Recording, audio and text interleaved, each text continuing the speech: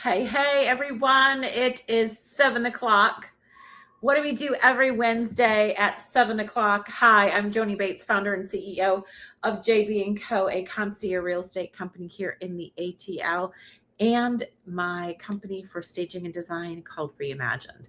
Every Wednesday at 7 o'clock, we jump on to this live podcast that is on Facebook, it is on Insta, it is on YouTube, it is on LinkedIn, and I show up as I am. And we talk about things that are important to you in real estate, buying, selling, investing, and questions, just basic questions. And we have a theme.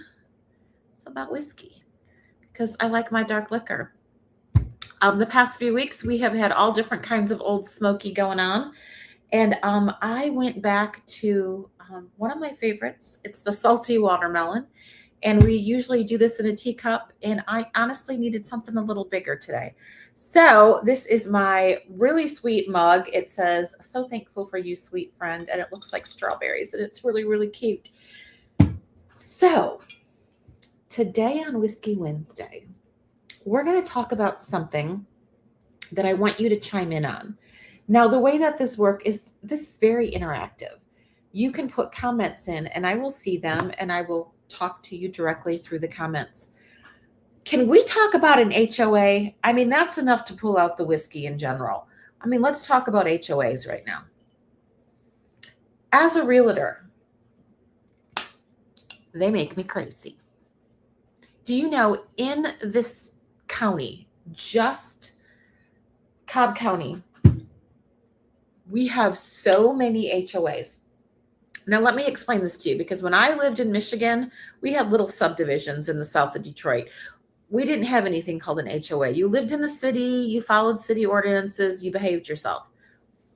In the south, where we are, in Georgia, each neighborhood is its own little entity, okay? And within that little entity, you have an HOA, which is a homeowners association. The rules, if you will. What you can, what you can't do, covenants, if you will, and there's either a pool or a tennis court or common area or a really pretty sign out front or some kind of amenities. And those amenities cost money. They are your homeowners association dues. Oh, that's good. Those dues can go up and you can have special assessments. You can have a pool that breaks down and the entire neighborhood gets charged for it. It's a big deal. I'm going to try to keep it here so that I'm behaving myself.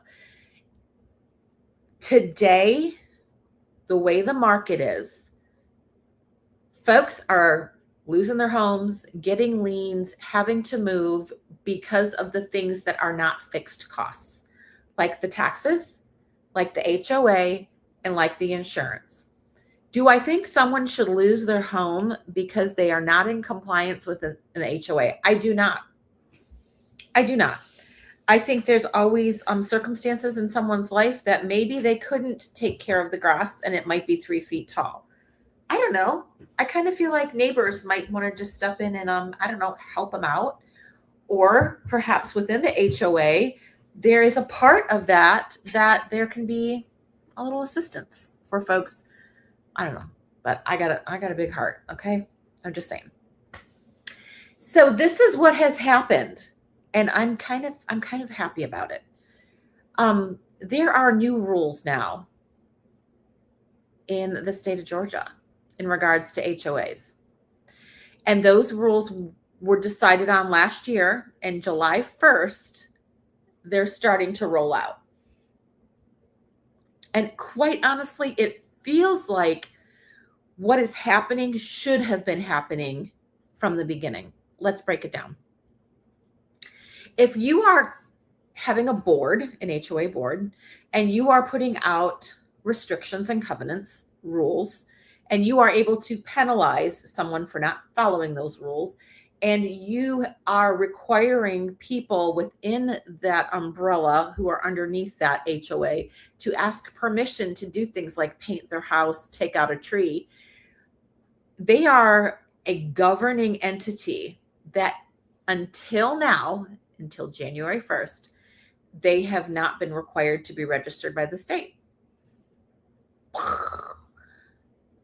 In order for me to run my companies, I have to be registered with the Secretary of State.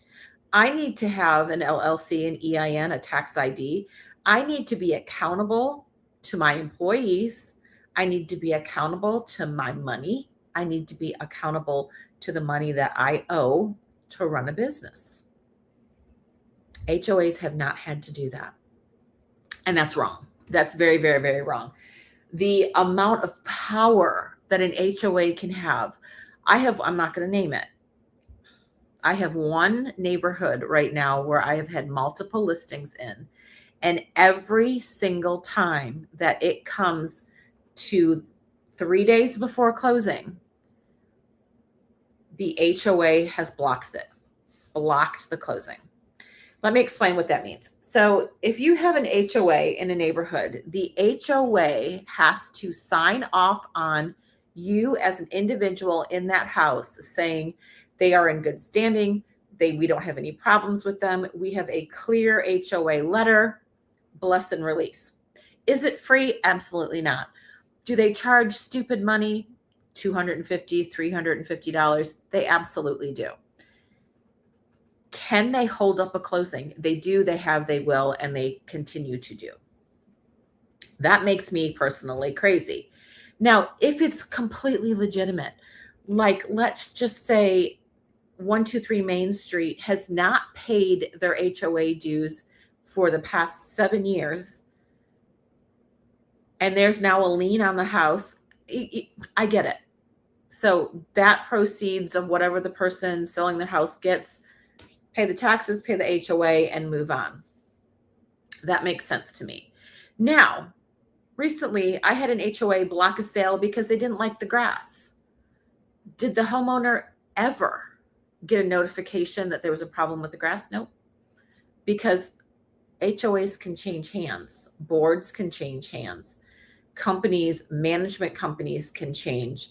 And this random person from the HOA management company drove by, took a picture of the house, saw some dead patches, like not bad, in the grass, and said, no, you can't close.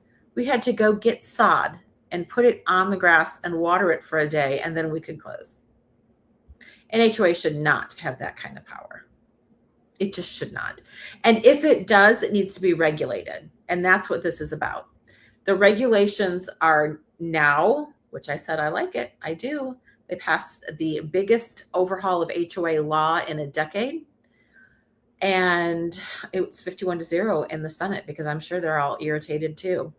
And most homeowners have no idea that this is happening. And if you're in a tiny little community and your board is just for people who have been on the board forever and they just meet every once in a while and play poker and drink booze and they call it an HOA meeting, y'all might be in trouble. Okay. It's real serious. You have to register annually with the Secretary of State. You have to make sure that all your filings are in order. Your books need to be cooked. You need to make sure you have all of your board members listed, accounted for, minutes. I don't know, like maybe a real business that collects money. I'm a little salty on this one because it has been misused and abused a lot. And it's not fair, y'all. It's just not fair. So this registration rule, it can strip your HOA's power to fine, lien, and foreclose. Now, I do understand that our neighborhoods here in the Atlanta area are gorgeous, and they don't just happen that way because somebody has a hobby and they've got a green thumb. There are landscape companies, pool companies, tennis companies, all these different companies involved in keeping neighborhoods looking as $1 million big bucks as they are. And that takes an HOA that's got a bite, that's got some power behind it to collect the dues and to make sure you don't have a car parked in your front lawn on blocks. I mean, you can do that some places, but some neighborhoods, they frown upon that. And there has to be consequences, and they need to be consistent. You can't say to one person, you can put up this kind of fence, and then because you don't like Susie down the street, tell her like, you can't put up the same fence that the Joneses just did. It's not okay to do that. And that's currently what's happening. Power trip. Okay. So they are, as governments do, they are taking this bill and they are pushing it out in different sections at different paces. So July 1st, attorney's fees. That's what's currently active. You are no longer allowed to fine liens, foreclosures, anything like that, anything associated with attorneys, unless you have done all these things in regards to this new bill. Now, again, there's a lot of HOAs out there who don't have a clue. They don't have a clue. They have no idea what's happening. And full disclosure, anyone within the community has a right to look at the books. They have to be public. They have to be updated. They have to be posted. And this, for a lot of smaller neighborhoods, this isn't happening. There might be some minutes that somebody wrote in a notebook. There has to be a secretary. There has to be a bookkeeper. There has to be a president, a vice president at minimum. You know, we need the treasurer. That's minimum. Okay. So this is big stuff. If you're just hearing about it for the first time, please look it up. Look up SB 406 and take a look at what they're saying and what's actually happening. It's really important. It's important to our communities. And on so many levels, there's some folks out there that it should just disappear. All right. Some neighborhoods don't need to have an HOA.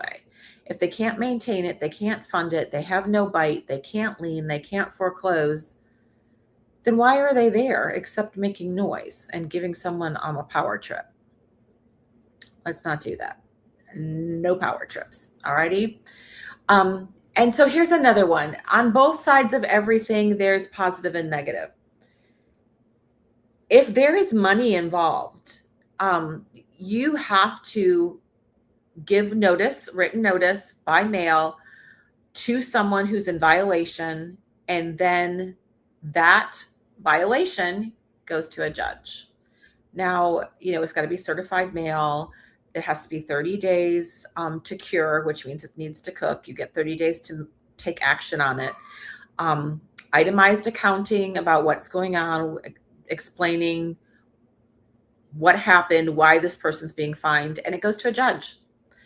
So is it going to perhaps slow things down a little bit? Sure.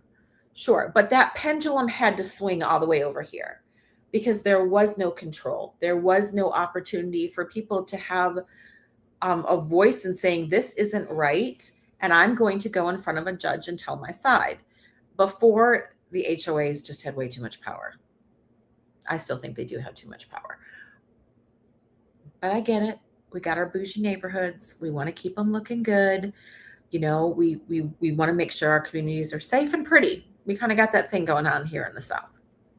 So that's what I wanted to talk to you today on Whiskey Wednesday, is all about this HOA thing. And, you know, our neighborhood that I'm in has addressed it. We've talked about it. And fortunately, we were already buttoned up. We already had a solid board that keeps excellent records. And this isn't going to be a big deal for us. But for some communities, it's going to bite them because they're going to have to move backwards and reinstate. And honestly, sometimes technology with folks, they don't like it. They don't like having to do things on the spreadsheets and all the other stuff. Okay, so today on Whiskey Wednesday, we were just talking about the Georgia bill and how that is affecting people in regards to their HOAs. And from JB & Co's perspective, I love it.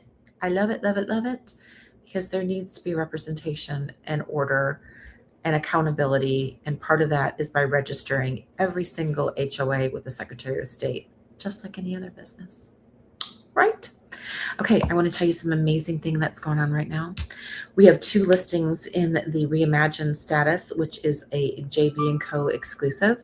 My 2 companies, which is JB & Co Real Estate and Reimagined Staging, are 2 separate companies, but when you list with me, they come together. 139 Stanborough, Stanbrough, is being reimagined right now, and we are going to be live shortly, and tomorrow is staging day. I cannot wait to show you the transformation of this cute cottage home in Harrison High School District below 500,000.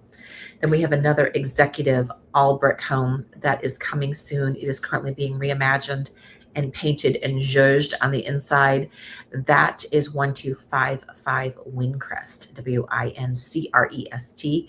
That is below 650,000, and it is gorgeous, stunning. The backyard has a gazebo, lots of outdoor recreation areas, and it's huge.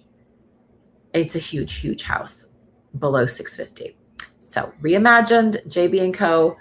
come together when you list with me to create the most amazing products, because that's what it takes right now in this market. Your house has to be the prettiest girl at the dance. Yes, does that sound like, I don't know. It's how I talk. The prettiest girl at the dance in order for that to get to the closing table. We do not need any pictures of shampoo bottles and cluttered kitchens and unmade beds, and y'all do better, okay? I'm really excited about those two listings. And we have 594 Parkside. 594 Parkside has had a price improvement. It is at the foot of Kennesaw Mountain. It is literally at the foot of Kennesaw Mountain. That is 525. 525 to be 1.7 miles away from the hospital. Like, you could walk to work, and out your front door are over 22 miles of national park trails. It's gorgeous. You need to see it. 594 Parkside. All right, I'll get off my soapbox, and I will talk to you all later. Holler at me if you need me. Bye.